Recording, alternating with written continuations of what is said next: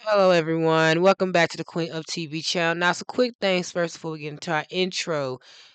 Please watch the video to the very end. Do not forget to like, comment, and subscribe.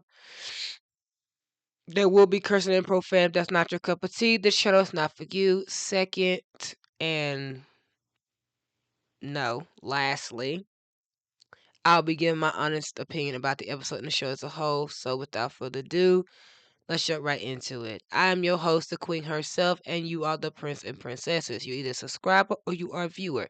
Either way, welcome. Today we're talking about H2O Season 3, Episode 10, Revealed. This is a very straightforward episode. I was only talking for like 5 minutes about the episode, and I forgot to press play. So basically I wasn't recording. So what I was saying is that Bella actually found a shell while all the girls were swimming, and she's at the cafe singing a song that's obviously for Will.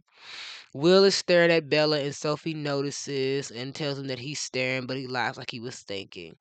Um, Everyone's excited about tonight's performance, and Will gets uncomfortable when he sees Nate puts his hands on Bella.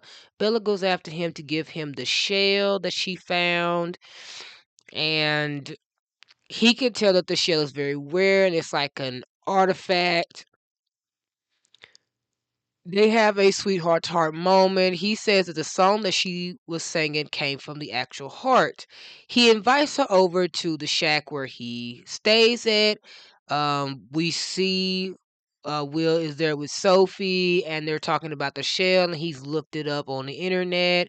He says that it's very old and it's an antique, and Sophie wondered if it's worth a fortune.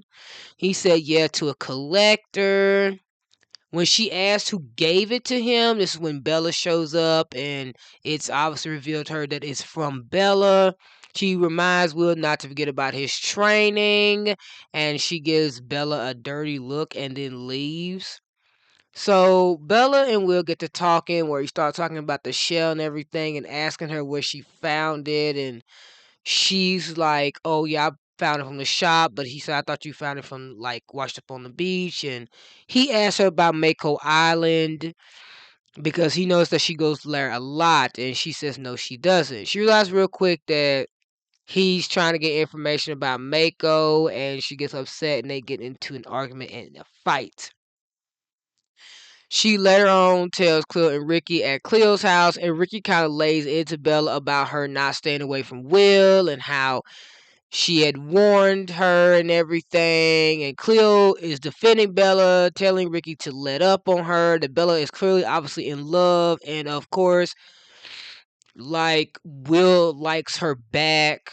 So Bella ends up agreeing with Rikki and deciding to stay away from Will. While at Will's place, Sophie apparently is upset that Will has not been training and doesn't like the fact that Bella is distracting him and thinks that he's being ridiculous, fawning over some little silly girl. But he defends her, saying, "Don't talk about her like that. She's not like all the other girls. She's totally different, and that there's more to life than diving." So he puts the shell inside of this solution. I don't know what that is, but it's like this orange solution to preserve it. Well, the next day, Will finds Bella on the beach, and he's able to convince her to talk to him and spend time with him. He promises not to talk about Mako Island, and she decides to reluctantly agree. They spend time together and they have fun, and Will even gets in the water and get wet. And while him and Bella are talking, they almost kiss.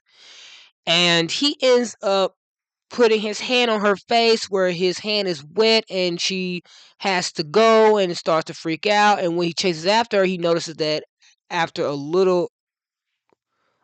couple of steps, her feet, the little prints she leave behind, disappeared.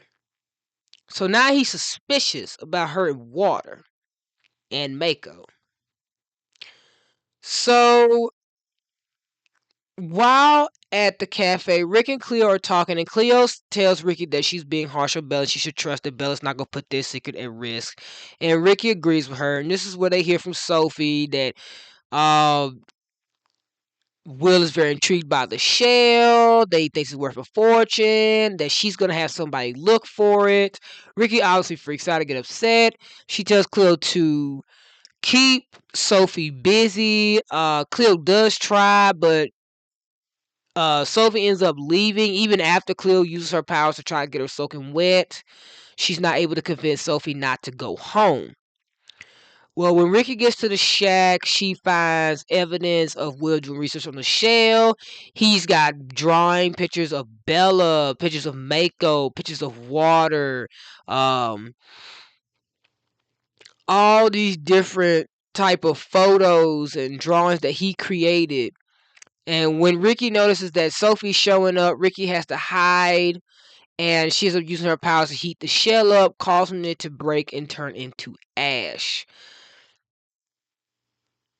Sophie doesn't see Rikki and ends up leaving. Rikki confronts Bella, telling Bella everything she found. She's upset with Bella, and she starts laying into her even more, saying that her and Cleo have been covering for her, but they're not covering for her no more, that she needs to choose. That Sophie was really into the shell, and she had somebody come look at it, so it's her choice. It's either them or it's Will. Um, so Will shows up wanting to talk to Bella. He takes Bella back to his shack where he interrogates her, and she keeps denying everything, and he touches her hand and tells her to tell him the truth. And while she's caught off guard, he gets her hand wet by throwing a glass of water on her. She gets upset, saying that she thought she could trust him. She jumps into the water, and he jumps after her where he sees her as a mermaid. Rikki tells Cleo that Sophie almost caught her. Cleo apologized. She said, "Don't worry, I talked to Bella. I'm pretty sure she's gonna stay far, far away from Will." Cleo tries to protest, but Rikki said it had to be said. Unbeknownst to Rikki, Will knows everything. So Bella starts telling Will her life story about how she became a mermaid in Ireland at the age of 9 years old. She said that she basically was drawn to the island, like that's where she was supposed to be, that's where she belonged. So she's kind of got the same exact story as Cleo and them, because like it seemed like to me, you knowing their personalities, these three individuals would have not been friends, and they recklessly end up going out to Mako Island, and for some reason they decide a day of all days to like come together, go to Mako Island, and then end up in the moon pool. It's like all of this did not just happen out of fucking nowhere. It's like they were supposed to go through that. They were supposed to have that happen. Oh, my nose itchy. But Bella had that same sense. She was drawn to that very island. She didn't know why she was supposed to be there. She didn't know what it did to her, but it made her into a mermaid. But she said she felt like she belonged. So Cleo and them were always the same way. They say like they always belong. That Mako is theirs. So that's their home. So that's like the same energy they got. When Will asks about Cleo and Rikki being mermaids, Bella denies it, says she's the only one. And Will seems that he is not that convinced, but he takes her word for it. But he's not that convinced, because a lot of things about Rick and Cleo don't make sense either. It doesn't make sense how they don't know she's a mermaid. So she tells the girls at Mako, and Rikki says what's done is done and forgives her, and Cleo thanks her for like protecting them. And at the cafe, she's freaking out because she can't get a hold of Will to talk to him, to try to explain to him. And Rikki tells her she's got to perform, and Cleo lets her know they got to be as normal as possible.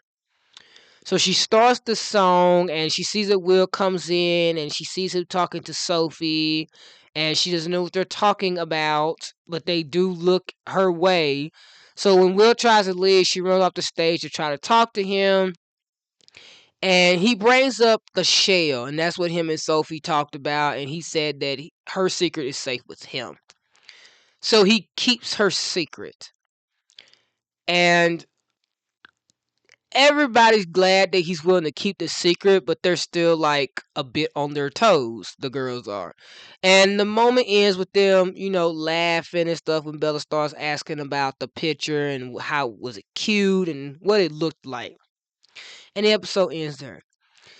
So this is gonna be like the last one. This isn't really filler. This is like a long time coming that one of the boyfriends find out. Cause in all fairness, it they had Rikki and Zane officially become a couple in the 21st episode, and they let him find out 5 episodes later. They let Lewis find out like literally in the very next episode, so he didn't know for like one whole episode. Then there was Ash, who found out in the 26th episode. Him and Emma became a couple in the 17th episode. Yeah, the 17th episode. So that was this. So it took them 9 episodes for him to find out. So at least with Bella, same amount of numbers. Like her and Emma, both boyfriends, found out like after 9 episodes that they were mermaids. That is so crazy. Now I'm starting to realize why people are connecting her and Bella, because her and Bella technically got the same color palette. Bella wears white and blue like she does, and yellow. And Emma has wore yellow before. It wasn't like her main color, but she wore yellows. But they do have her wear like other colors as well to try to to make them look different.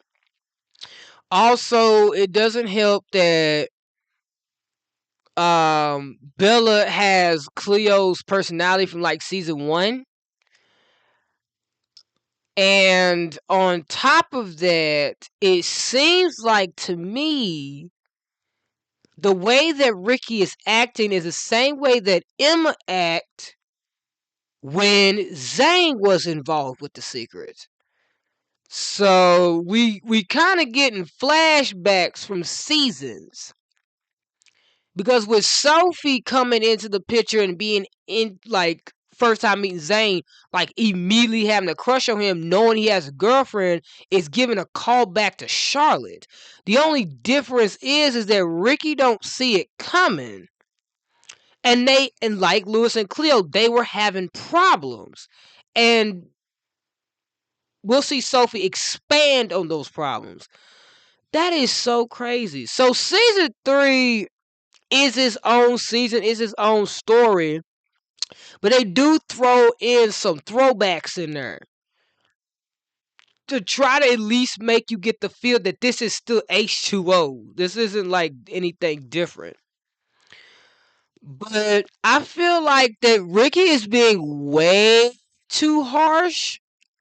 Now, yes, Emma was on Ricky's case about Zane, but she wasn't like that harsh. Like, she was at least calmer. Rikki is like hostile as fuck with Bella.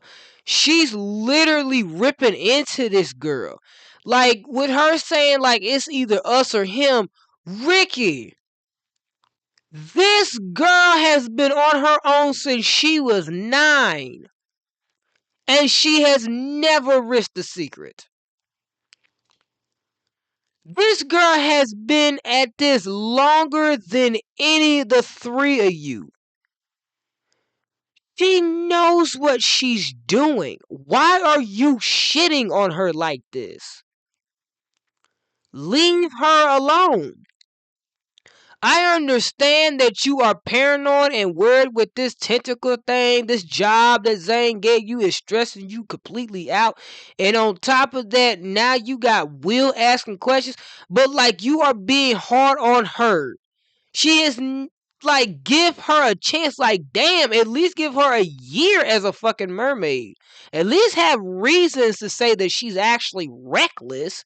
Because she's not reckless. When I compare Bella to Charlotte or any of you, Bella is not reckless at all. This is her first time joining a group. This is her first time actually liking a guy.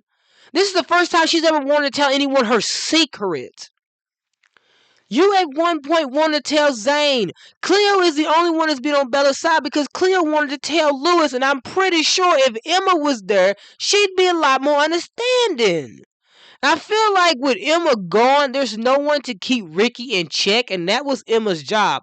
Emma kept Rikki in check. Cleo can't keep Rikki in check because Cleo is nice. Bella can't keep Rikki in check because Bella is not the type of person to cause conflict. Emma didn't give a damn. So, okay, yes, I can see why there are things that makes people not like season 3. If Emma was there, Rikki would not be acting like this. But if Emma also was there, Zane would not be acting like this either. So, I mean, a lot would have been different, but it would still feel like the show wouldn't make any progress because Rikki's going to have to learn how to keep her own self in check without somebody making her. But I just feel like Rikki was being too hard on Bella for no reason. Like, I understood why she was like that when Charlotte was around because Charlotte was reckless. And Charlotte did a lot of things to them to make Rikki feel like literal untrusting behavior towards her. But Bella, there's no reason for her to untrust her. There's no reason for her to be this mean to her. There's no reason for her to get this mad. Like, Cleo has way more faith in Bella than Rikki do, and Cleo don't even know Bella like that like Rikki does. And yeah, I understand. It's been some months on the end, so they should be used to her at this point. That's why Cleo's fine with it, because Cleo's used to it. So what the fuck is wrong with Rikki? Why is she not used to this? She needs to be used to this. It's been over like 6 months at this point. It's not that big of a deal. There's no reason for you to be this damn paranoid about your secret. You have powers. Who is going to find out to put you in danger? The only person that can put you in danger of finding out is going to be Sam and Sophie. That is it. But I doubt that Sam would do something like that to Dom. And Sophie, yeah, she'll do it because she cares about money. But at the expense of losing her brother, I doubt it. So you will be fine. You were freaking out for nothing on this girl. Yes, I can see why people would probably not like Will because nobody would like how Will is pushy and stuff like that. But at the same time, we've had many characters that's pushy, okay? Zane acted the same way, and a lot of people call that character development. Shit. Lewis was pushy and everybody said, oh, he was just helping. Charlotte was pushy and everybody said, well, she's got the right to act the way she do because her grandmother was a mermaid and she has the right to be a mermaid and the girls were mean to her. Will can't be pushy, but let Will be pushy and he's a bad character. So what about all the other characters that were pushy? I mean, shit. There was more than just him. Because at this rate, if we want to sit here and brand that if a character is pushy or they acting like this, where they will not give up, they are a terrible character, we should hate them, then every single character I've just mentioned should get deserved hate in their respective seasons that they're acting like this. So, no, Will is not being pushy. He's being gaslit. They keep giving him the damn runaround. And every fucking time he turns around, there's always something they can't explain. That shit is too obvious.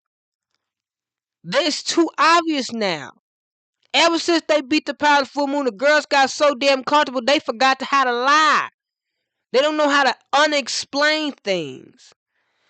So, of course he was going to find out. Shit, he might as well. Like I said in the last one, they should have just told him. They should have just told him in episode 8 and got it the fuck over with. It's less of a headache.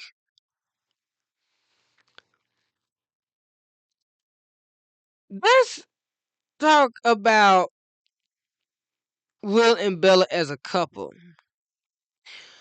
I don't think that they should be considered a couple right now, but at the same time, I don't think they should have been considered a couple in the episode that they decided to consider them a couple, which is like damn near towards the finale. No, that very episode that I'm talking about, that there's no way they were already a couple before the episode even started. I don't know what happened in the writing. They must have fucked something up. They probably accidentally switched the episodes. They should have switched them back. But as far as I'm concerned, it is too soon for them right now to be a couple because Will needs time to process Bella as being a mermaid. Let her know he needs to process the girls lying to him this whole time. And until everything comes out, I don't think it was a good idea for them to try to like pursue a relationship because then it explains how Bella got her feelings hurt in the next episode because they kind of rushed into this. So I feel that it's better safe to say that yeah, they should have started being a couple like later on, but not right now. Right now it is very too soon. So with that being said, that's all I got for you guys today. I really hope you enjoyed the video. Have a blessed day. Have a wonderful day. And if no one told you this today, I'm telling you I love you. I will see you guys in the next video. So until then, goodbye guys.